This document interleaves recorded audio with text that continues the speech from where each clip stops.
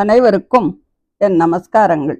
7வது அத்தியாயத்துல தாக்ஷாயணி அதாவது சதி தேவி உயிர் தியாகம் பண்றதும், தக்ஷன் கடைசியில அந்த யாகத்தை எப்படி நடத்தி முடிச்சான் அப்படிங்கிறத பத்தியும் நம்ம நல்ல விவரமாக ஒரு 4 சாப்டர்ல தெரிஞ்சுட்டோம்.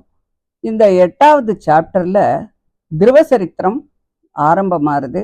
திருவன் தன்னுடைய சிற்றன்னையனுடைய சுடு சொற்களால மனசு ரொம்ப வேதனைப்பட்டு காட்டுக்கு போறான். அங்க பகவானை ஆராதனை பண்றான் அப்படிங்கிறத பத்தி இதுல சொல்றா.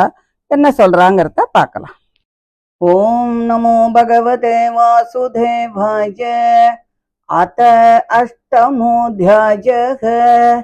மைத்ரேயோ வாச்ச சனகாத்யா நாரதஸ்ச ருபுர்ஹம்சோருணிர்யதிः நைதே கிருஹான் பிரம்மசுதா யாவசன் ஊர்த்வரேதசः மிருஷா தர்மஸ்ய பார்யாசீத் தம்பம் மாயாம் சத்ருஹன் அசூதமிதுனம் தத்து நிர்ருதிர்ஜக்ருஹே அப்ரஜः தயோ சமபவல்லோபோ நிக்ருதிஸ்ச மகாமதே தாப்யாம் क्रोधश्च हिंसा च यद्दुरुक्तिः स्वसा कलिः दुरुक्तौ कलिराधत्त भयं मृत्युं च सत्तम तयोश्च मिथुनं जज्ञे यातना निरयस्तथा संग्रहेण मयाख्यातः प्रतिसर्गस्तवानग त्रिसृत्वैतत्पुमान् पुण्यं विधुनोति आत्मनोमलम् अथात कीर्तये वंशं पुण्यकीर्ते गुरुद्वः स्वायम्भुवस्यापि मनोः हरेरंशांस जन्मनः प्रियव्रतो उत्तानपादौ सतरूपापतेः सुतौ वासुदेवस्य कलया रक्षायां जगतस्थितौ जाये उत्तानपादस्य सुनीति सुरुचिस्तयोः सुरुचिप्रेयसी पत्युः नेतरायत्सुतो ध्रुवः एकधा सुरुचे पुत्रम् अङ्कमारोप्य लालयन् उत्तमं नारुरुक्षन्तम् ध्रुवं राजाभ्यनन्तत तथा चिकीर्षमाणं तं सपत्न्यास्तनयं ध्रुवं सुरुचिः शृण्वतो राज्ञः शेष्यम् आहादिगर्विता नवस्य नृपतेर्धिष्ण्यं भवानारोढुमर्हति न गृहीतो मया यत्त्वं कुक्षावपि नृपात्मजः बालोऽसि भतनात्मानम् अन्यस्त्री गर्भसंवृतं नूनं वेद भवान् यस्य दुर्लभेऽर्थे मनोरथः तपसा आराध्य पुरुषं तस्यैवानुग्रहेण मे गर्भे त्वं साधयात्मानं यतीच्छसि नृपासनम्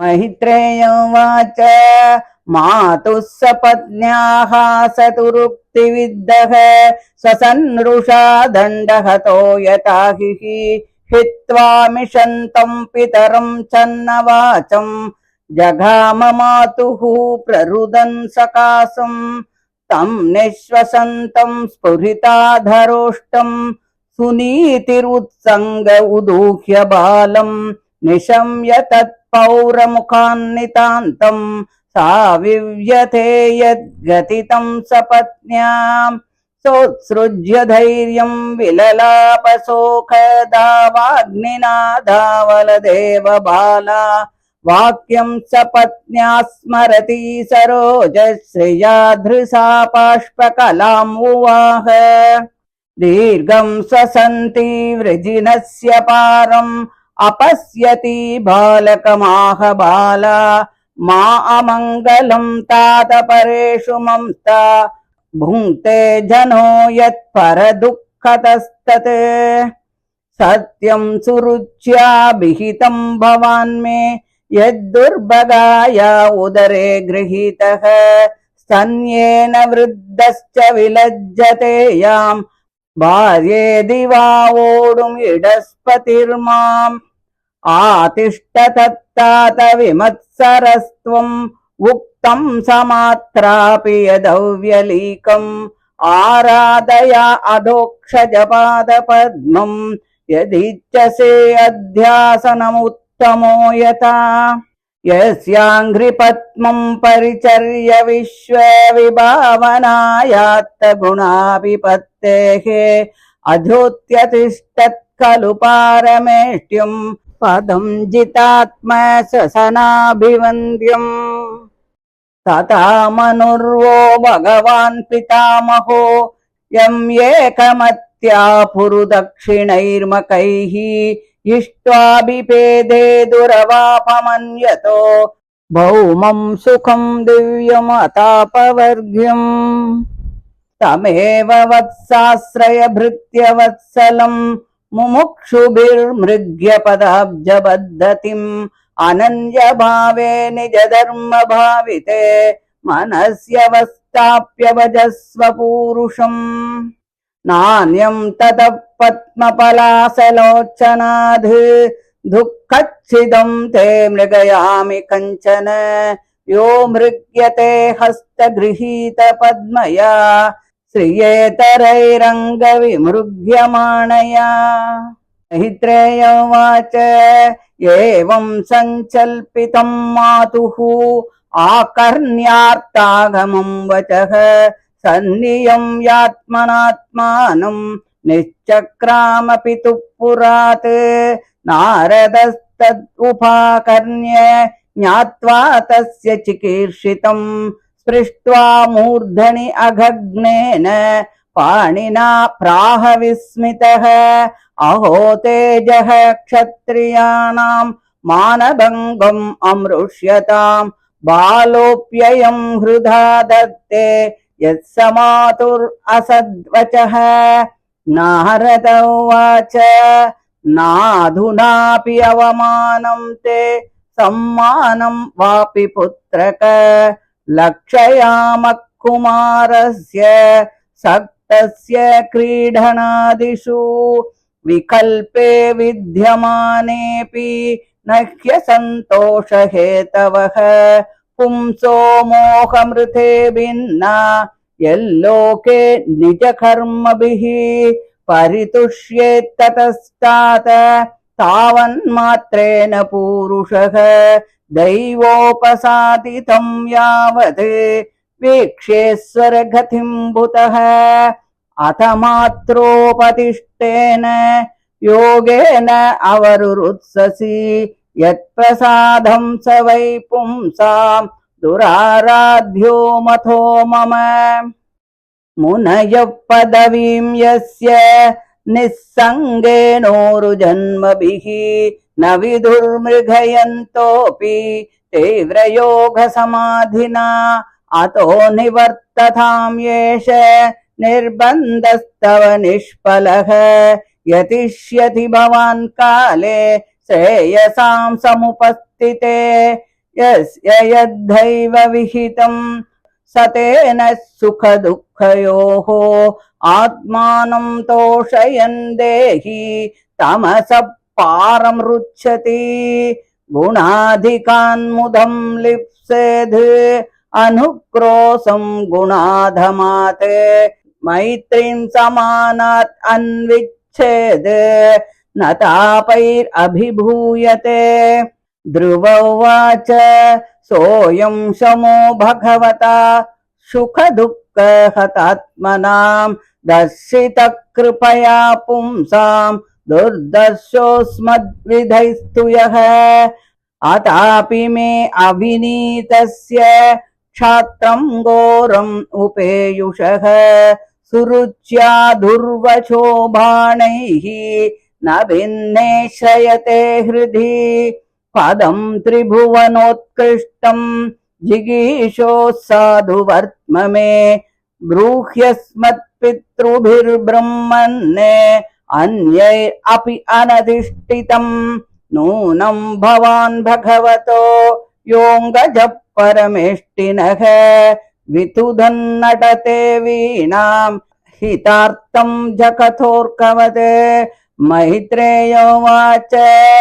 इत्युदाहृतमाकर्ण्य भगवान् नारदस्तथा प्रीतप्रत्याहतं बालं सद्वाक्यम् अनुकम्पया नारद उवाच जनन्याभिहितपन्ताः स वै निःश्रेयसस्य ते भगवान् वासुदेवस्तं भज तत्प्रवणात्मना धर्मार्थकाममोक्षाख्यं ययिच्छेच्छ्रेयात्मनः एकम् एव हरेस्तत्र कारणं पादसेवनम् तत्तादगच्छ भद्रं ते यमुनायास्तटं शुचि पुण्यं मधुवनं यत्र सान्निध्यं नित्यदा हरेः स्नात्वानुसवनं तस्मिन् कालिन्द्याः सलिले शिवे कृत्वोचितानि निवसन् आत्मनः कल्पितासनः प्राणायामेन त्रिवृता प्राणेन्द्रियमनोमलम् शनैर्युधस्याभिध्यायेत् मनसा गुरुणा गुरुम् प्रसादापि मुखं शश्वत् प्रसन्नवदने क्षणम् सुनासं सुभ्रुवं चारुकपोलं सुरसुन्दरम् तरुणं रमणीयाङ्गम् अरुणोष्टेक्षणाधरम् प्रणदाश्रयणं नृम्णं शरण्यं करुणार्णवम् श्रीवत्साङ्कं घनश्यामं पुरुषं वनमालिनं शङ्खचक्रगथा पद्मैः अभिव्यक्तचतुर्भुजं किरीटिनं कुण्डलिनं केयूरवलयान्वितं कौस्तुभाभरणग्रीवं पीतकौसेयवाससं काञ्चीकलापपर्यस्तं लसत्काञ्चननूपुरं दर्शनीयतमं शान्तं मनोनयनवर्धनम् पद्भ्यां नखमणिश्रेण्या विलसद्भ्यां समर्चतां हृत्पद्मकर्णिकाधिष्ण्यम् आक्रम्यात्मनि अवस्थितम् स्मयमानम् अभिध्यायेत् सानुरागावलोकनम् नियतेनैकभूतेन मनसा वरदर्शभम् एवं भगवतो रूपं सुभद्रं ध्यायतो मनः निर्वृत्या परया तूर्णं सम्पन्नं न निवर्तते जव्यश्च परमो गुह्यः श्रूयतां मे नृपात्मज यं सप्तरात्रं प्रपठन् पुमान् पश्यति केचरान् मन्त्रेणानेन देवस्य कुर्याद्द्रव्यमयीं भूतः सपर्यां विविधैर्द्रव्यैः देशकालविभागवित् सलिलैः शुचिभिर्माल्यैः वन्यैर्मूलफलादिभिः सस्ताङ्कुरां सुखैश्चार्चेत्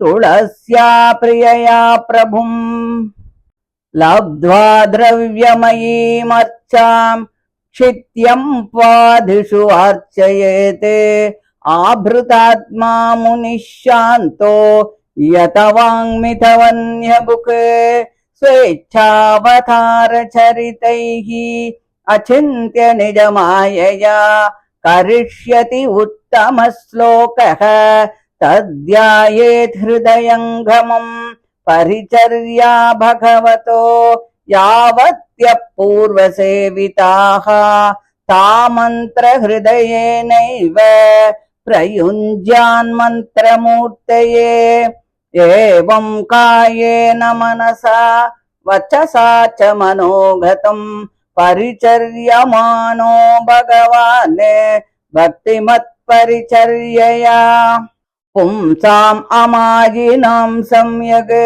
भजतां भाववर्धनः श्रेयोदि सत्यभिमतम् यद्धर्मादिषु देहिनां विरक्तश्चेन्द्रियरथौ भक्तियोगेन भूयसा तं निरन्तरभावेन भजेत अद्दाविमुक्तये इत्युक्तस्तं परिक्रम्य प्रणम्य च नृपार्भकः ययौ मधुवनं पुण्यं हरेश्चरणचर्चितं तपोवनं गते तस्मिन् प्रविष्टोऽन्तः पुरं मुनिः अर्हितार्हणकोरज्ञा सुखासीन उवाच तम् नारद उवाच राजन् किं ध्यायसे दीर्घं मुखेन परिशुष्यता किं वा नरिष्यते कामो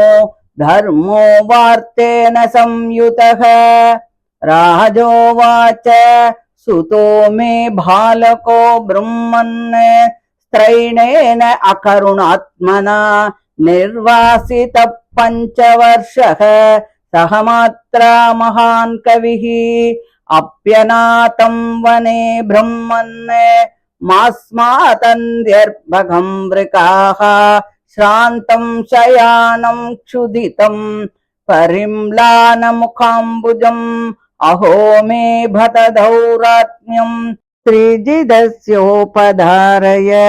योऽङ्गं प्रेम्णा आरुरुक्षन्तम् नाप्यनन्तम् असत्तमः नारद उवाच मामाचुचः स्वतनयम् देवगुप्तम् विशाम्पते तत्प्रभावम् अविज्ञाय प्रावृङ्क्ते यद्यसो जगते सुदुष्करं कर्म कृत्वा लोकपालैरपि प्रभुः ऐक्ष्यत्यचिरतो राजन् यशो विपुलयन्तव मैत्रेय उवाच इति देवर्षिणा प्रोक्तम् विश्रुत्य जगतीपतिः राजलक्ष्मीमनादृत्य पुत्रमेवान्वचिन्तयते तत्राभिषिक्तप्रयतः तामुपोक्ष्य विभावरी समाहितः पर्यचरद् ऋष्यादेशेन पूरुषम् त्रिरात्रान्ते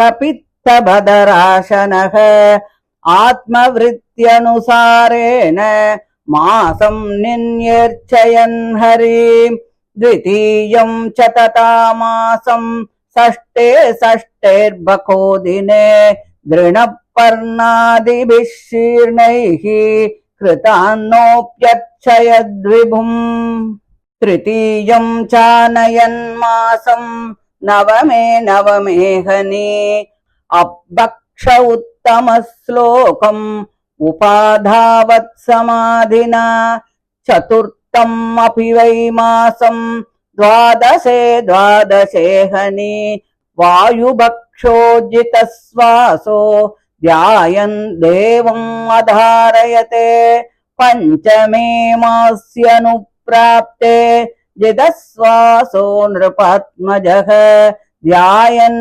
ब्रह्मपदैकेन तस्थौ स्थाणुर्विवाचलः सर्वतो मन आकृष्य हृदि भूतेन्द्रियाशयम् ध्यायन् भगवतो रूपम् नाद्राक्षीत् किञ्चनापरम् आधारम् महदाधीनाम् प्रधानपुरुषेश्वरम् ब्रह्मधारयमाणस्य त्रयो लोकाश्च कम्पिरे यदैकपादेन स पार्थिवार्भकः तस्थौ ततङ्गुष्टनिपीडितामही न नाम तत्रार्धमिभेन्द्रदृष्टिता तरीव सव्येतरतः पदे पदे तस्मिन् अभिध्यायति विश्वमात्मनो द्वारं निरुद्यासुम् अनन्यया धिया लोकानिरुच्छ्वास निपीडिता वृसम् स लोकपालाः शरणं ययुर्हरिम् देवाऊचुः नैवं विधामो भगवन् प्राणरोधम् चराचरस्य अखिल सत्त्वधाम्नः विदेहि तन्नो वृजिनाद्विमोक्षम् प्राप्ता वयं त्वां शरणं शरण्यम्। श्रीभगवानुवाच मा वैष्टभालं तपसो धुरत्ययात् निवर्तयिष्ये प्रतियातस्वधाम यतो हि वप्राणनिरोध आसीत् औत्तानपाधिर्मयि सङ्घतात्मा। इति श्रीमद्भागवते महापुराणे पारमहंस्यां संहितायां चतुर्थस्कन्धे ध्रुवचरिते अष्टमोऽध्यायः। श्रीहरये नमः श्रीहरये नमः श्रीहरये नमः। गोपिका जीवनस्मरणं गोविन्द गोविन्द। மைத்ரேயர் சொல்றார், சனகாதிகளும் நாரதர், ருபு, ஹம்சர், அருணி ஆகிய இவா எல்லாருமே பிரம்மாவனுடைய புதல்வர்கள்தான். இவர்கள் எல்லோரும் கிரகஸ்தாசிரமத்துல ஈடுபாடு இல்லாம இந்திரியங்களை வென்று நைஷ்டிக பிரம்மச்சரியத்துல இருந்தார்கள். அதனால அவர்களுக்கெல்லாம் வம்சமே இல்லை. அதர்மனும் பிரம்மாவினுடைய புதல்வன்தான். அந்த அதர்மனுடைய பாரியை மிருஷை என்பவள். அந்த மிருஷை தம்பன் என்னும் புத்திரனையும் மாயை என்னும் புதல்வியையும் பெற்றார்கள்.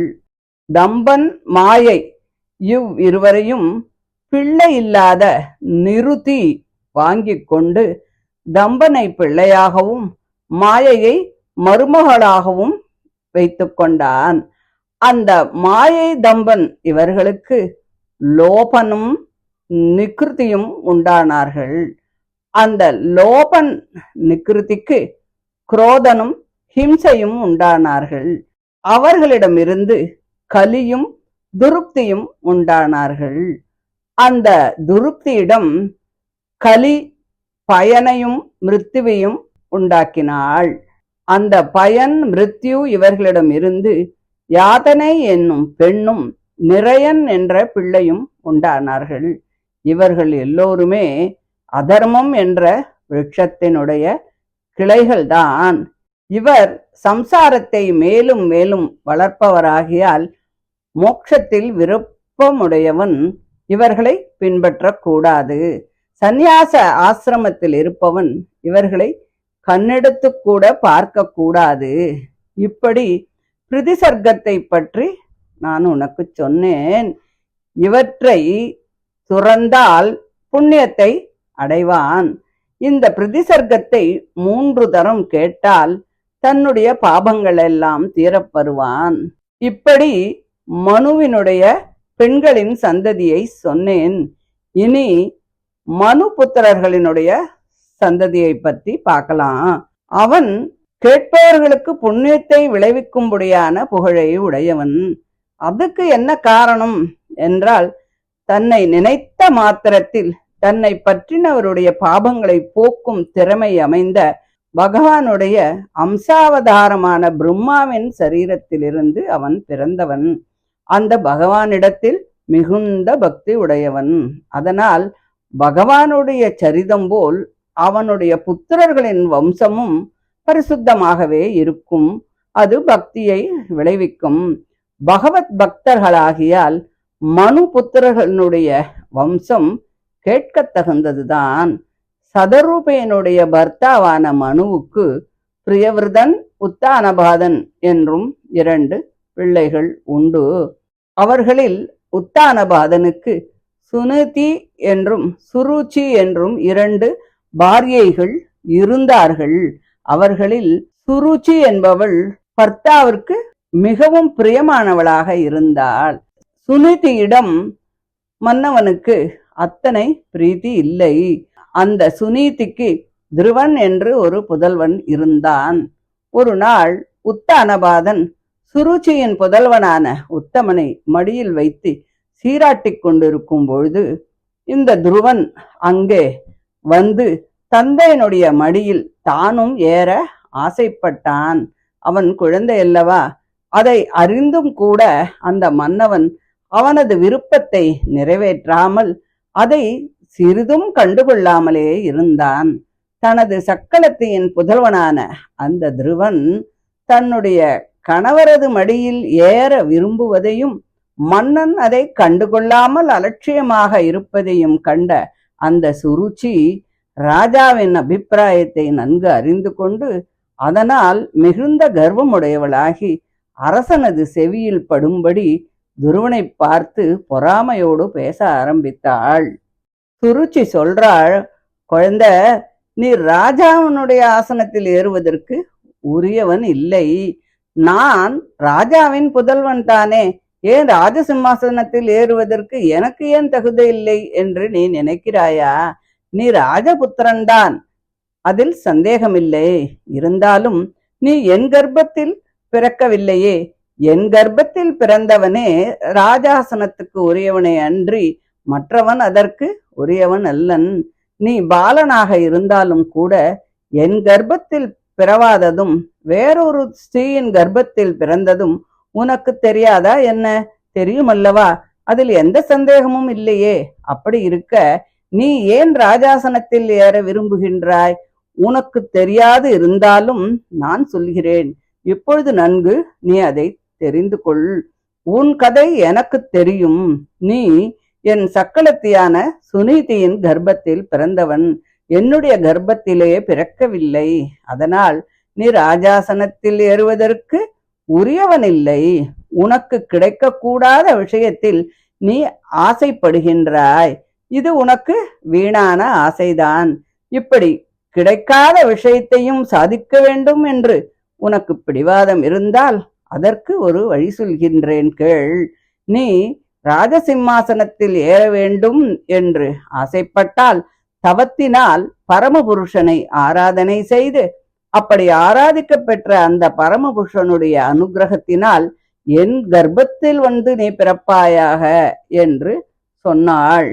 மைத்ரேயர் சொல்றார், தனது மாதாவினுடைய சக்களத்தியான சுருச்சியின் இந்த கடுமையான சொற்களால் அடியுண்ட அந்த துருவன் தடியால் அடிக்கப்பட்ட சர்ப்பம் போல கோபத்தினால் பெருமூச்சு விட்டுக்கொண்டு தன்னை பார்த்தும் ஒன்றும் பேசாமல் வாய்மூடி இருக்கும் தன்னுடைய தந்தையை விட்டுவிட்டு கண்ணீர் பெருகிக்கொண்டு தனது மாதாவிடம் சென்றான். தன் பாலகனான துருவன் பெருமூச்சு விட்டுக்கொண்டு கோபத்தால் உதடு துடிக்க அருகாமையில் வந்து நிற்பதைக் கண்டு அவனை மடியில் எடுத்து வைத்துக்கொண்டு பட்டணத்து ஜனங்கள் மூலமாக தன்னுடைய சக்களத்தினுடைய கொடுஞ்சொல்லான வார்த்தைகளை கேட்டு மிகவும் வருத்தமடைந்தாள். அந்த பெண்மணியான சுனீதி காட்டுத்தீயால் தகிக்கப்பட்ட ஒரு கொடி போல மன வருத்தத்தினால் வாடி வதங்கி தைரியமின்றி சக்களத்தியின் கொடுமையான வார்த்தைகளை நினைத்து கண்களால் நீரை பெருக்கினாள்.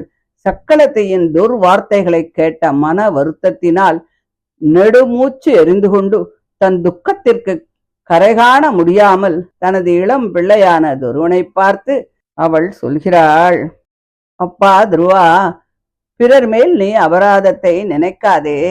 யார் பிறருக்கு துக்கத்தை விளைவிக்கின்றானோ அவன் தானும் அந்த துக்கத்தையே அனுபவிப்பான். நாம் ஜென்மாந்தரத்தில் யாருக்கு எந்த துக்கத்தை செய்தோமோ இப்பொழுது அதன் பலனை அனுபவிக்கின்றோம். ஆகையால் இது நம்முடைய பாபத்தின் பலன்தான். இதற்கு நாம் பிறர் மேல் தோஷம் நினைக்க கூடாது. குழந்தாய், சுருச்சி சொன்னது உண்மைதானே? அது பொய்யில்லையே. நீ பாக்யஹீனையான என்னுடைய கர்ப்பத்தில் அல்லவா தரிக்கப்பட்டாய். துர்பாகியசாலியான என்னுடைய சைன்யத்தை பருகி வளர்ந்தவன் அல்லவா. என்னை மன்னவன் பாரியை என்று வாயால் சொல்வதற்கு கூட வெட்கப்படுகின்றான். இதை நினைத்து பார்க்க கூட முடியவில்லையே அப்பனே. அதனால் நீ பொறாமையின்றி மாற்றான் தாயான சுருச்சி தவத்தினால் பரமபுருஷனை ஆராதிப்பாய் என்று சொன்ன அந்த வார்த்தையை தவறாக நினைக்காமல் அதை அப்படியே நடத்துவாயாக. உத்தமன் ராஜாசனத்தில் ஏறி உட்காருவது போல் நீயும் அந்த ராஜாசனத்தில் உட்கார விரும்பினால் பகவானுடைய பாதார விந்தங்களையே ஆராதிப்பாய். இப்படி பகவானுடைய பாதங்களை ஆராதித்து எவரேனும் தமது விருப்பம் கைகூட பெற்றவர்கள் உண்டோ என்று சந்தேகப்படாதே. அந்த பகவானுடைய பாத பத்மங்களை ஆராதித்து பிரம்மதேவன் 14 லோகங்களுக்குள் எல்லாவற்றிலும் மேலான சத்தியலோகத்தை தன்னுடைய ஸ்தானமாக அடைந்தான். அவனுடைய பாதார விந்தங்கள் மனத்தையும் பிராணவாயுவையும் வென்ற யோகிகளால் பூஜிக்க தகுந்தது. அவற்றின் மகிமை அந்த மகானுபாவர்களுக்குத்தான் தெரியுமே தவிர மற்றவர்களுக்கு தெரியாது. இதுபோல உன் பாட்டனாகிய மனுவும் மாறாத பக்தியுடன் யாகங்களால் அந்த பகவானை ஆராதித்து மற்றவர்களால் பெற முடியாத பரலோக சுகத்தையும் யுகலோக சுகத்தையும் மோட்ச சுகத்தையும் பெற்றார். ஆகையால் உங்களுக்கு பகவானே குலதெய்வம். அவன் மாறாத பக்தியை தவிர மற்ற எதனாலும் அருள் புரிய மாட்டான். அவனால் கிடைக்கக்கூடிய சுகம் மற்ற பிரம்ம ருத்ராதிகளால் கிடைக்காது. மகனே, அவன் உன் தந்தையைப் போல் பக்ஷபாதம் செய்ய மாட்டான். அவன் தன்னிடத்தில் பக்தி செய்பவர்களுடைய தோஷங்களை பார்க்காமல் அவரிடத்தில் மிகுந்த பிரீதி செய்யக்கூடியவன். அதனால் அவனை சரணமடைவாய். சம்சார பந்தத்திலிருந்து விடுபட வேண்டும் என்று விருப்பமுடையவர்கள் அவனுடைய பாதார விந்தங்களையே தேடி தியானிக்கிறார்கள். அவன் சம்சாரிகளையும் கூட பரமபதத்தில் உள்ள நித்திய சூரிகளைப் போல் என்றும் தன்னை அனுபவிக்கும்படி செய்யும் திறமை உடையவன். இந்த காரியம் மற்றவர்களுக்கு நெஞ்சினாலும் கூட நினைக்க முடியாது. நீ வேறு எதிலும் மனம் செல்ல பெறாமல் உனது வர்ணாசிரமங்களுக்கு உரிய தர்மத்தால் அந்த மனதை நிர்மலமாக்கி அதில் அந்த பரம புருஷனை நிலைநிறுத்தி அவனை பணிவாயாக. அவன் பக்தியை தவிர வேறு எதனாலும் அருள் செய்ய மாட்டான். ஆகையால் வேறு எதிலும் மனசை தெளித்தாமல் அவனிடத்தில் பக்தி செய்து அவனை ஆராதிக்க வேண்டும். தாமரை கண்ணனாகிய அந்த பரம புருஷனை தவிர மற்ற எவனும் உன் துக்கத்தை போக்கக்கூடியவனாக எனக்கு தெரியவில்லை. சம்சார தாபங்களை எல்லாம் போக்கி சுகங்களை கொடுப்பவன் அந்த புண்டரீகாட்சன் மட்டும்தான். பிரம்மதேவன் முதலிய தேவதைகள் அனைவரும் தமது விருப்பம் நிறைவேறுவதற்காக மன ஊக்கத்துடன் யாரை தேடுகிறார்களோ அந்த மகாலட்சுமியும் கையில் தாமரை மலரோடு இவனை தேடி தொடர்ந்து வருகிறாள். அரை க்ஷணம் கூட இவனை விட்டு பிரிந்திருக்க முடியாது இருக்கிறாள். அந்த மகா புருஷனுடைய பெருமையை இன்னும் என்னவென்று சொல்ல வேண்டும்? துருவனே, ஸ்ரீ மகாலட்சுமிக்கு வல்லபனும் சர்வேஸ்வரனும் ஜெகத் காரண வஸ்துவும் சமஸ்த கல்யாண குணநிதியுமாகிய அந்த பரம புருஷனையே பணைந்து உன்னுடைய விருப்பத்தை நீ அடைவாய் என்று சொன்னாள். மைத்ரேயர் சொல்றார், இப்படி தன் தாயான சுனீதி வருந்தி புலம்புவதையும் தன் மன விருப்பம் நிறைவேறும் வழியும் சொல்லுகின்ற அவளது வார்த்தைகளை கேட்டு தானே தனது மனத்தை அடக்கிக் கொண்டு தந்தையினுடைய பட்டணத்திலிருந்து புறப்பட்டான்.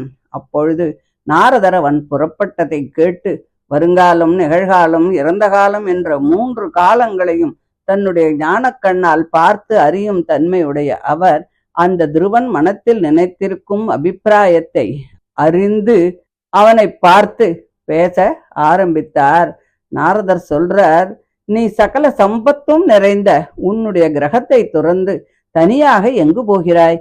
துருவனே, நீ பந்துக்களால் நேர்ந்த அவமானத்தினால் மிகவும் வருந்தினவன் போல் தோன்றுகின்றாயே என்றார். துருவன் சொன்னான், மகானுபாவரான நாரதரே, இது என்ன ஆச்சரியம்? இந்த விஷயம் உங்களுக்கு எப்படி தெரிந்தது? யோக பிரபாவத்தினால் சமஸ்த வஸ்துக்களையும் சாட்சாத்கரிக்கும்படியான தியான மகிமை உமக்கு உண்டல்லவா? அதனால் தெரிஞ்சுண்டேளோ? இல்லாவிட்டால் என் மனதில் இருப்பது உங்களுக்கு தெரிய வாய்ப்பில்லையே.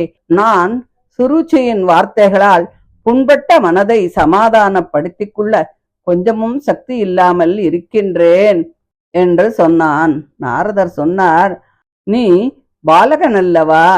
பொம்மைகளை வைத்துக்கொண்டு விளையாடும் பருவத்தில் இருப்பவன். ஆகையால் உனக்கு இன்னும் மான அவமானங்களை பாராட்டும் வயது வரவில்லை என்றே நினைக்கிறேன். பாலகர்கள் மான அவமானங்களை பொருள் செய்யாமல் கேவலம் விளையாடுவதிலேயே மிக்க மனம் உடையவராக இருப்பார்கள். நீயும் பாலகன்தானே, உனக்கு மான அவமானங்கள் தோன்றாது என்பது என்னுடைய அபிப்பிராயம். நான் வயதில் பாலகன், புத்தியில் பாலகன் இல்லை என்றால் சொல்கின்றேன் கேள். மான அவமானங்களை விவேகிக்கும் திறமை உனக்கு இருந்தாலும் கூட மோகத்தை தவிர வேறு எந்த காரணத்தினாலும் பல வகையான அசந்தோஷ காரணங்கள் உண்டாகாது. மோகமே துக்கத்திற்கு காரணம். உலகத்தில் சுகமும் துக்கமும் அவரவர் கர்மங்களை பொறுத்தவை. தான் ஜென்மாந்தரத்தில் செய்த சுபாசுப கர்மங்களுக்கு தகுந்தபடிதான் சுகதுக்கங்கள் எல்லாம் ஏற்படுகிறது. அதனால் விவேகமுடையவன் அவற்றை பற்றி வருத்தப்படக்கூடாது. மோகமுடையவனே இப்படி வருத்தப்படுவான். நீ பாலனாக இருந்தும் விவேகம் நேர பெற்றிருப்பாயாயின் நீ சுகதுக்கங்களை பற்றி சிந்திப்பது நல்லதில்லையே. நீ பாலகனாகையால் முதலில் மான அவமானங்கள் தெரியாமல் இருக்க வேண்டியவன். அப்படி இல்லாமல் பால்யத்திலும் புத்தி தெரிய பெற்றிருந்தால் அந்த புத்தியை கொண்டு கர்மத்தின் மூலமாக விளையும் சுகதுக்கங்களை பொருள் செய்யாமல் நிச்சிந்தனாக இருக்க வேண்டுமே அன்றி அந்த சுகதுக்கங்களை பற்றி நீ வருந்தக்கூடாது. அப்படி வருந்தினால் உனக்கு உண்டான புத்தியே இல்லை. நான் பாலகனாக இருந்தும் மான அவமானங்களை அறியும் புத்தி நேரப்பட்டிருக்கிறேன் என்றால் அப்பொழுது சந்தோஷமின்மையால் விளைந்த இந்த உன் புத்தி தேகாத்ம பிரமத்தை பற்றினதுதான், தத்துவ ஞானத்தால் விளைந்தது அன்று. ஜீவாத்மாக்கள் அனைவரும் ஞானமே வடிவமாக இருக்க பெற்றவர்கள். அந்த ஜீவாத்மாக்களிடத்தில் தேவ மனுஷ்யாதி பேதம் கிடையாது. அப்படி இருக்க சந்தோஷமில்லாமைக்கு காரணம் தேகாத்ம பிரமே அன்றி வேறில்லை. தேகத்தையே ஆத்மாவாக பிரமித்து அந்த தேகத்தை பற்றிய அவமானங்களை எல்லாம் ஆத்மாவுக்கு வந்ததாக நினைத்து கொண்டு மனக்களிப்பு இழந்து வருந்துகிறார்கள்.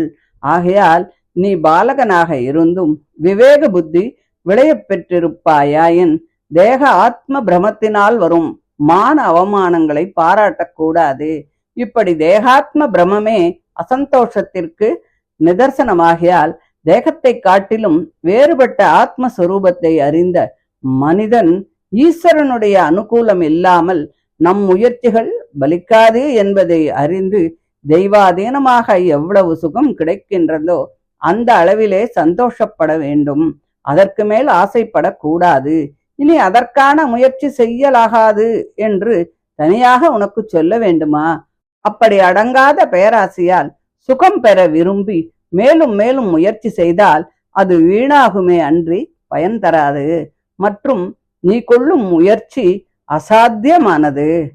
அப்பனே, நீ தாய் உபதேசித்த பக்தி மார்க்கத்தினால் எந்த பகவானுடைய அனுகிரகத்தை பெற விரும்புகின்றாயோ அந்த பகவான் புருஷர்களால் எவ்வளவு வருந்தியும் ஆராதிக்க முடியாதவன். அவனை பற்றி எனக்கு நன்றாக தெரியும். அதனால்தான் நான் அதை உனக்கு சொல்கின்றேன். தேகத்திலும் தேகத்தை தொடர்ந்த மற்றவைகளிடத்திலும் மனப்பற்று இல்லாமல் எத்தகைய விக்னங்களாலும் தடைபடாமல் தீவிரமான ஞான யோக கர்ம யோகங்களோடு கூடிய பக்தி யோகத்தினால் அந்த பகவானுடைய பதவியை தேட முயன்ற முனிவர்கள் பல ஜென்மங்கள் கழிந்தும் அதை அறிய முடியாமல் மயங்குகிறார்கள். அப்படிப்பட்ட பகவானை ஆராதிப்பது என்பது அவ்வளவு சுலபமல்லவே. இது என்னுடைய அபிப்பிராயம். இப்படி நீ நினைத்திருக்கின்ற பகவான் ஆராதிக்க முடியாதவன் ஆகையால் நீ கிரகத்திற்கு மீண்டும் போவாய். உன் பிடிவாதம் பயனற்றது. ஆனால் ஒரு முயற்சியும் செய்யாவிட்டால் எனக்கு எப்படி நன்மை கிடைக்கும் என்று நீ நினைக்கிறாயா? உனக்கு நன்மைகள் விளைய வேண்டிய காலம் தெய்வாதீனமாக நடந்தால் அப்பொழுது நீ முயற்சி செய்யலாம். இப்பொழுது உன் முயற்சி பயனற்றதுதான். மற்றும் எந்த புருஷனுக்கு சுகமாவது துக்கமாவது தெய்வாதீனமாக விளையுமோ அவன் அப்படி நேர்ந்த சுகம் துக்கம் இவை இரண்டாலும் மனக்களிப்புற்றவனாக இருந்தால் அவன் கடைசியில் பிரகிருதி மண்டலத்திற்கு வெளிப்பட்டதான விஷ்ணுவின் ஸ்தானத்தை பெறுவான். தெய்வாதீனமாக சுகம் வந்தால் சந்தோஷப்படலாம். தெய்வாதீனமாக துக்கம் வந்தால் அதனால் எப்படி சந்தோஷப்பட முடியும் என்றால் தெய்வாதீனமாக வரும் சுக துக்கங்கள் இரண்டிலும் மனம் கலங்க கூடாது. இரண்டிலும் மனக்களிப்பு மாறாமல் இருப்பது நல்லது. சுகம் வந்தால் புண்ணியம் குறைந்து போகிறது, துக்கம் வந்தால் பாபம் குறைகிறது. எப்படி பாபம் துக்கத்தை அனுபவிப்பதாகி மேலும் மேலும் சரீர சம்பந்தத்தை விளைவித்து சம்சாரத்தை வளர்க்குமோ, அப்படியே புண்ணியமும் சுகத்தை அனுபவிப்பதாகி மேலும் மேலும் சரீர சம்பந்தத்தை விளைவித்து சம்சாரத்தையே வளர்க்கும். ஆனால் பாபத்தினால் விளையும் சரீரம் துக்க அனுபவத்திற்கும், புண்ணியத்தினால் விளையும் சரீரம் சுகானுபவத்திற்கும் இடமாக இருக்கும். ஆகையால் அனுபவம் மாத்திரமே வித்தியாசப்படும். சம்சாரத்தை வளர்ப்பதில் புண்ணிய பாபங்கள் இரண்டும் ஒன்றுதான். புண்ணிய பாபங்கள் இரண்டும் சுகதுக்க அனுபவங்களால் கழியுமாயின் உடனே சம்சாரத்திலிருந்து ஜீவன் விடுபடுவான். ஆகையால் அவ்விரண்டை பற்றியும் விவேகமுடையவன் சந்தோஷமடைய வேண்டுமே அன்றி வருத்தப்பட கூடாது. சுகானுபவத்தில் சுகத்தை அனுபவிக்க பெற்றோம் என்று அதில் பற்றுடன் சந்தோஷப்படக்கூடாது. சரீர சம்பந்தத்தை விளைவிப்பதாகிய புண்ணியம் க்ஷீணிக்க பெற்றோம் என்று சந்தோஷப்பட வேண்டும். அப்படியே துக்க அனுபவத்தில் பாபம் க்ஷீணிக்க பெற்றோம் என்று சந்தோஷிக்க வேண்டுமே அன்றி வருத்தப்படக்கூடாது. இப்படி தெய்வத்தினிடத்தில் பாரத்தை போட்டுவிட்டு சுகதுக்கங்கள் இரண்டையும் மனக்களிப்போடு சமமாக இருப்பானாயின் அவன் பிரகிருதி மண்டலத்தை கடந்த பரமபதம் போய் சேருவான். தன்னை காட்டிலும் குணங்களால் மேம்பட்டவனை கண்டு சந்தோஷம் அடைய வேண்டும். பொறாமை கூடாது. தன்னை காட்டிலும் குணங்களில் குறைந்தவனை கண்டு ஐயோ என்று தயை செய்ய வேண்டும். அவமதிக்க கூடாது.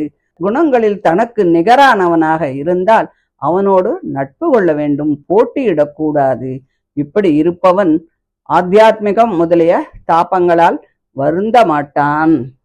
திருவன் சொல்றான், மகானுபாவரே, சுகதுக்கங்களால் மனம் கலங்க பெற்ற என்னை போன்ற புருஷர்களுக்கு எந்த வழியில் சென்றால் மன அடக்கம் உண்டாகுமோ அந்த வழியை கருணையால் எனக்கு சொன்னீர்கள். நாங்கள் எவ்வளவு வருந்தியும் அதை கண்டுபிடிக்க முடியாது. அப்படி அருமையான சாந்தி மார்க்கத்தை சொன்னீர்கள். நீர் என்னை போன்றவர்களுக்கு சாதாரணமாக புலப்பட மாட்டீர்கள் அல்லவா? அப்படிப்பட்ட நீர் எனக்கு புலப்பட்டது உமது கருணையின் காரியம். இருந்தாலும் நான் க்ஷத்திரிய சுபாவம் உடையவன், இயற்கையில் வணக்கமில்லாதவனும் கூட. சுருச்சியின் கொடும் சொல்லால் என் மனம் விளக்கப்பட்டிருக்கிறது. அப்படிப்பட்ட என் மனத்தில் நீங்கள் சொன்ன சாந்தி மார்க்கம் நிலை பெறவில்லையே. ஆகையால் என்னுடைய அபிப்பிராயத்தை அனுசரித்து அது நிறைவேறும்படியான உபாயத்தை சொல்லி என்னை அனுகிரகிக்க வேண்டும். நான் என் தந்தை பாட்டன் முதலியவர்களுக்கும் மற்றவர்களுக்கும் கிடைக்காத 3 லோகங்களிலும் மேன்மை உடையதான ஒரு ஸ்தானத்தை பெற விரும்புகின்றேன். அந்த என் மன விருப்பத்தை நிறைவேற்றும்படியான மார்க்கத்தை எனக்கு உபதேசிக்க வேண்டும். நாம் சொன்னதை இவன் கேட்கவில்லையே என்று நீங்கள் நினைக்காதீர்கள். உலகங்களுக்கெல்லாம் ஹிதத்தை செய்யும் பிரம்மதேவனுடைய மடியில் பிறந்தவர் அல்லவா நீர். நீர் வீணையினால் பகவானுடைய குணங்களை பாடிக்கொண்டு உலகங்களின் நன்மைக்காகவே சூரியன் போல எங்கும் திரிகின்றீர்கள். ஆகையால் நீங்கள் எனது விருப்பத்தை நிறைவேற்றுவது சரியானதுதான் என்று சொன்னான். மைத்ரேயர் சொல்றார், இப்படி திருவன் சொன்னதை கேட்டு நாரத பகவான் அவனுடைய மன உறுதியை கண்டு ரொம்ப சந்தோஷம் அடைஞ்சு பேச ஆரம்பிக்கிறார். பாலகனே, உன் தாயான சுனிதி எந்த உபாயத்தை உனக்கு சொன்னாலோ அதுவே உன்னுடைய நன்மையை நிறைவேற்றி கொடுக்கும். உன் மாதா உனக்கு வாசுதேவனையே உபாயமாக சொன்னால் அல்லவா, அவனே உன்னுடைய விருப்பத்தை கூட்டி வைக்க கூடியவன். அந்த வாசுதேவனை மன ஊக்கத்துடன் நீ பணிவாயாக. எவன் தர்ம அர்த்த காம மோட்சங்கள் என்ற நன்மைகளில் ஏதானும் ஒன்றை விரும்புகின்றானோ அதை அவன் பெறுவதற்கு அந்த ஸ்ரீஹரியின் பாதத்தை பணிதல் மட்டுமே உபாயம். வேறு எதனாலும் அதை அனாயாசமாக நிறைவேற்றி கொடுக்க முடியாது. அதனால் பகவானுடைய பாத சேவையே தர்மாதி புருஷார்த்தங்களை சாதித்து கொடுக்கும் உபாயமானதால் யமுனா நதியின் கரைக்கு போவாயாக. அது மிகவும் பரிசுத்தமானது. உனக்கு மங்களம் உண்டாகட்டும். அந்த யமுனையின் கரையில் புண்ணியத்தை விளைவிக்க வல்லதான மதுவனம் என்று ஒரு வனம் இருக்கிறது.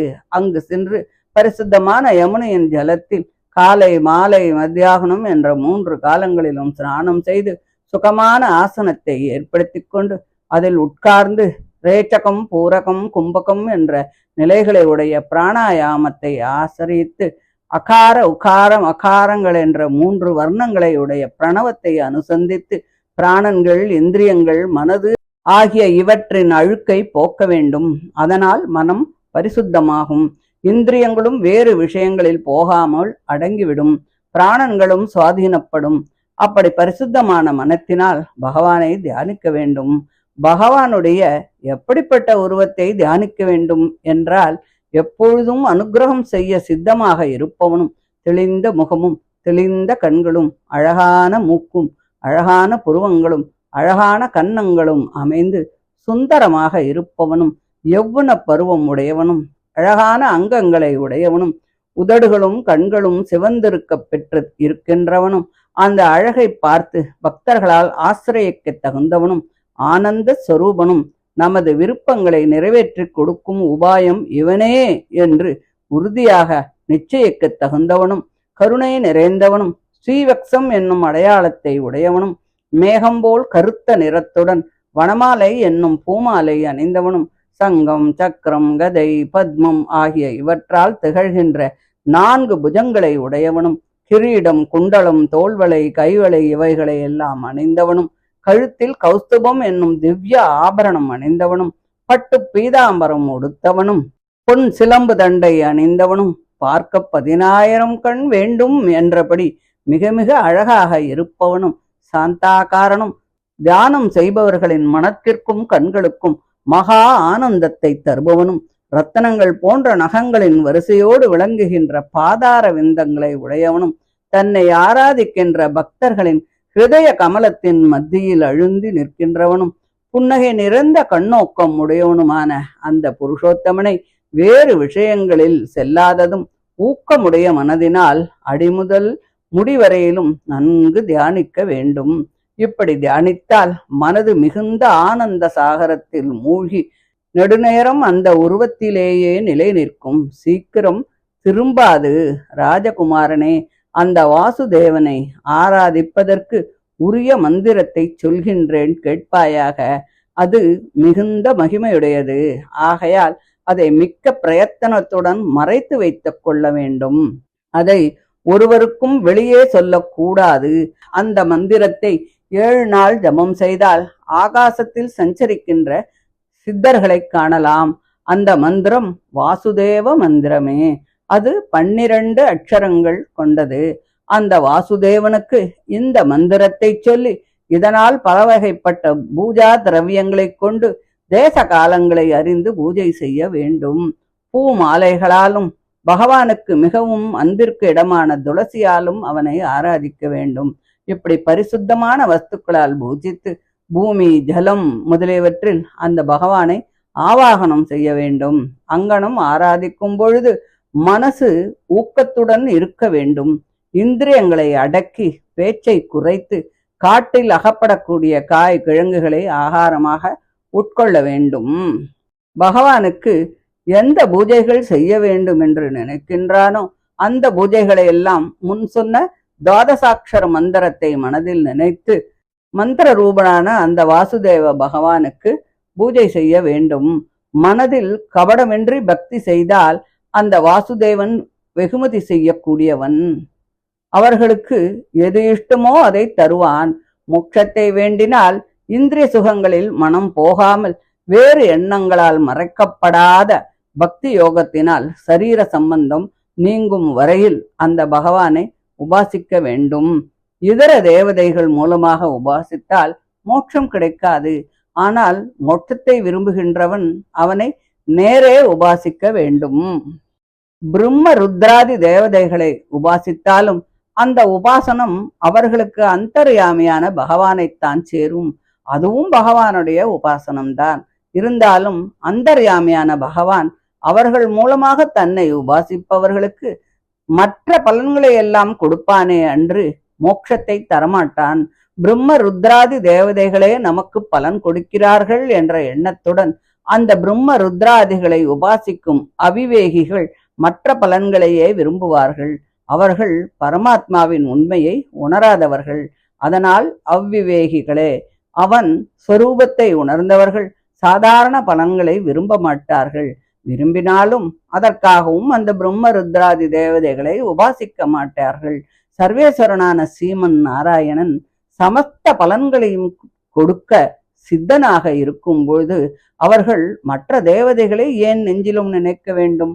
ஆகையால் மோட்சத்தை விரும்புகின்றவன் மகாவிஷ்ணுவையே உபாசிக்க வேண்டும். இப்படி எவர்க்கும் சாத்தியமில்லாத மோட்சத்தை கொடுக்கக்கூடிய பகவான் தன்னை ஆராதிப்பவர்களுக்கு மற்ற தர்ம அர்த்த காமங்களையும் கொடுப்பான் என்பதில் சந்தேகம் இருக்க முடியுமா என்ன? அதனால் நீ அந்த பகவானையே நான் சொன்ன பக்தியுடன் ஆராதனை செய்தால் உன்னுடைய விருப்பம் கைகூடும் என்று சொன்னார். மைத்ரேயர் சொல்றார், இப்படி நாரதர் சொன்னதும் அந்த ராஜகுமாரன் அந்த முனிவரை பிரதட்சிணம் பண்ணிண்டு மதுவனத்துக்கு கிளம்பி போனான். நாரத முனிவரும் அந்த உத்தானபாதனுடைய, அதாவது துருவனுடைய அப்பா இல்லையா அவர், அவருடைய அந்தப்புறம் சென்று அவரால் கௌரவிக்கப்பட்டு பின்பு பேச ஆரம்பித்தார். நாரதர் சொல்றார், ராஜனே, வாடி வதங்கின முகத்தோடு நீ எதை பற்றி யோசிக்கின்றாய், எதை பற்றி நீ சிந்திக்கின்றாயோ அதை எனக்கு சொல் என்றார். உத்தானபாதன் சொல்றான், அந்தனர் தலைவரே, நான் ஸ்திரீகளுக்கு வசப்பட்டு மன இரக்கமின்றி என்னுடைய 5 வயது பாலகனான என் புதல்வனை மாதாவுடன் பட்டணத்திலிருந்து துரத்தினேன். மாதாவை துரத்தவில்லையே என்றாலும் அவளை அலட்சியம் செய்தேன் அல்லவா, அதுவும் துரத்தினார் போலத்தானே. புதல்வனையும் நான் துரத்தவில்லை என்றாலும் அவனுடைய விருப்பத்தை நிறைவேற்றாமல் அவனை பட்டணத்திலிருந்து புறப்பட்டு போகும்பொழுது வேண்டாம் என்று கூட தடுக்காததால் அவனை நானும் துரத்தினேன் என்பதில் சந்தேகமே இல்லை. புத்திரனையும் பதிவிரதையான பாரியையும் ரட்சிக்க வேண்டும் என்று தர்மசாஸ்திரங்கள் சொல்கிறது. நான் ஸ்திரீலோலனாகி பாலனான புத்திரனை ஊரை விட்டு போகும்படி துரத்தி பதிவிரதையான பாரியையும் அலட்சியம் செய்தேன். இப்படி நான் செய்த செயல்களை என்னவென்று சொல்வேன்? புதல்வனாக இருந்தாலும் துர்புத்தியாகி பலருக்கு உபதிரவம் செய்பவனாக இருந்தால் பல ஜனங்களுடைய க்ஷேமத்திற்காக அவனை துரத்தலாம். என் புதல்வன் அப்படி இல்லையே, நற்குணங்கள் அமைந்தவனாயிற்றே, அவன் விவேகமுடையவன். மகரிஷியே, அவன் வனத்தில் பசியால் முகமெல்லாம் வாடி வதங்கி பூமியில் படுத்திருப்பானே, அவனை அங்குள்ள சென்னாய் முதலிய துஷ்ட ஜந்துக்கள் துன்புறுத்துமே, அவன் க்ஷேமமாக இருப்பானா? என்னுடைய துர்புத்தித்தனத்தை நான் என்னவென்று சொல்வேன்? நான் ஸ்திரீகளால் மதி கெட்டவனாகி என் மடியில் ஏற விரும்பிய என்னுடைய குழந்தையை பிரீத்தியுடன் அள்ளி அணைக்காமல் இப்படியும் ஒருவன் மதிகட்டு போவது உண்டோ? இப்பொழுது நான் என்ன செய்வேன் என்று புலம்பினான். நாரதர் சொல்றார், மன்னவனே, உன் புதல்வனை பற்றி நீ வருத்தப்படவே தேவையில்லை. அவன் தெய்வத்தினால் பாதுகாக்கப்பட்டு க்ஷேமமாக இருக்கின்றான். அவன் பிரபாவத்தை அறியாமல் நீ வருத்தப்படுகிறாய். அவனை ஈஸ்வரன் பாதுகாத்து வருகிறான். உன் புதல்வனுடைய புகழ் இந்த ஜகம் முழுவதும் நிரம்பப் போகிறது.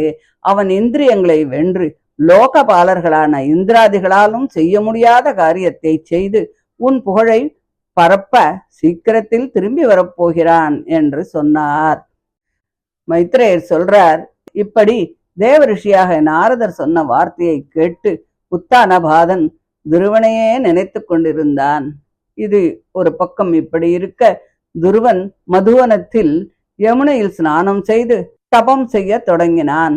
முதல் நாள் ராத்திரி அந்த மதுவனத்தில் உபவாசம் இருந்து நாரதர் உபதேசித்த மார்க்கத்தின்படி பரமபுருஷனை பூஜித்தான். அவன் 3 ராத்திரிகள் சென்ற பிறகு 4வது நாள் விளாம்பழங்களையும் இளந்த பழங்களையும் புசித்து ஸ்ரீ மகாவிஷ்ணுவை பூஜித்துக் கொண்டு 1 மாத காலத்தை கடத்தினான். இளைஞனான அந்த துருவன் பிறகு அந்த 5 நாட்கள் கழித்த பிறகு 6வது நாள் தானே உதிர்ந்திருக்கிற புல் இலை முதலியவற்றை ஆகாரமாக உட்கொண்டு மகாவிஷ்ணுவை ஆராதித்தான். 2வது மாதமும் சென்றது. பின்பு 8 நாள் கழிந்த பிறகு 9வது நாள் ஜலத்தை ஆகாரமாக கொண்டு பகவானை பக்தி யோகத்தினால் ஆராதித்துக் கொண்டு 3வது மாதத்தையும் கடத்தினான். பிறகு 4வது மாதம் முழுவதும் 12 நாட்களுக்கு ஒரு தடவை வாயு பக்ஷணம் செய்து சுவாசத்தை ஜெயித்து பகவானை தியானித்துக் கொண்டு ஜீவித்தான். சுவாசத்தை வென்று சுவாதீனப்படுத்திக் கொண்டிருக்கின்ற அவன் 5வது மாதத்தில் மொட்டை மரம் போல அசையாமல் ஒத்தை காலால் நின்று கொண்டு பரபிரம்மத்தை தியானம் செய்து கொண்டிருந்தான். பகவானுடைய திவ்யமான மங்கள விக்கிரகத்தையே தியானித்து கொண்டு பகவானுடைய அந்த விக்கிரகத்திலே மனம் ஊன்றினபடியால் அவனுக்கு வேறு எதுவுமே புலப்படவில்லை. அவனுக்கு பக்தி யோகம் கைகூடியது. பரபிரம்மம் என்ற பரம புருஷனை ஹிருதயத்தில் வைத்து கொண்டிருக்கின்ற அந்த துருவனுடைய தேஜஸால் 3 லோகங்களும் நடுங்கியது. அந்த ராஜகுமாரன் ஒற்றை காலால் நிற்கத் தொடங்கினது முதல் பூமியானது அவனுடைய கால் கட்டை விரலால் அழுந்தப்பட்டு வலிமையுடைய ஒரு பெரிய யானை ஏறப்பட்ட ஓடம் போல ஜலத்தில் அடிக்கடி வலது பக்கமும் இடது பக்கத்திலும் சாய்வது போல பாதி உள்ளே அமுங்கியது. மற்றும் அந்த துருவன் பிராணவாயுவையும் அடக்கி தியானித்து கொண்டிருக்கும் பொழுது இந்திரன் முதலிய லோகபாலர்களோடு கூடிய லோகங்கள் எல்லாம் மூச்சு விட முடியாமல் வருந்தி மகாவிஷ்ணுவை சரணமடைந்தார்கள். தேவதைகள் சொல்கிறார்கள், சுவாமி பகவானே, உலகமெல்லாம் மூச்சு விட முடியாமல் வருந்துகிறது. இது மாதிரியான ஒரு உபத்திரவத்தை நாங்கள் இதுவரை கண்டதில்லை. எங்களை இந்த வருத்தத்திலிருந்து விடுவிக்க வேண்டும். சர்வலோக சரண்யனாகிய உன்னை நாங்கள் சரணடைந்தோம், எங்களை பாதுகாப்பாய் என்று கூறினார்கள். பகவான் சொல்றார், நீங்கள் பயப்பட வேண்டாம். இந்த பாலகனுடைய இஷ்டத்தை நிறைவேற்றி நான் அவனை தவத்திலிருந்து மீட்கிறேன். ஆகையால் நீங்கள் உங்கள் இருப்பிடம் போய் சேருங்கள். அந்த பாலகன் யாரென்று உங்களுக்கு தெரியுமா? உத்தானபாதனுடைய புத்திரனான துருவன் இந்திரியங்களை எல்லாம் அடக்கி பிராணவாயுவையும் அடக்கி என்னை தன் ஹிருதயத்தில் நிலைநிறுத்தி கொண்டு தியானம் செய்கிறான். சர்வ பிராணிகளுக்கும் ஜீவன ஹேத்துவான என்னை அவன் தன் ஹிருதயத்தில் அடக்கிவிட்டதால் சமஸ்த பிராணிகளுக்கும் பிராணவாயு தடைபட்டது. அதனால் நான் அவனை சமாதானப்படுத்தி தவத்திலிருந்து திருப்பி அனுப்புகிறேன். அதனால் சீக்கிரத்திலேயே உங்கள் வருத்தம் நீங்கி நீங்கள் சுகப்படுவீர்கள். ஆகையால் உங்களுடைய இருப்பிடத்திற்கு போய் சேருங்கள் என்று பகவான் சொன்னார் என்று சொல்லி இந்த 8வது அத்தியாயம் முடிகிறது. இதை தொடர்ந்து 9வது அத்தியாயத்துல துருவன் பகவானை ஸ்தோத்திரம் செய்யறதும் அவரால் வரம் கொடுக்கப்படுதலும் திரும்பி பட்டணத்துக்கு வந்து தகப்பன் கொடுத்த ராஜ்யத்தை ஆள்கிறான் என்பதை பற்றியும் சொல்றார். அதை அடுத்த ஆடியோல பார்க்கலாம். தேங்க்யூ.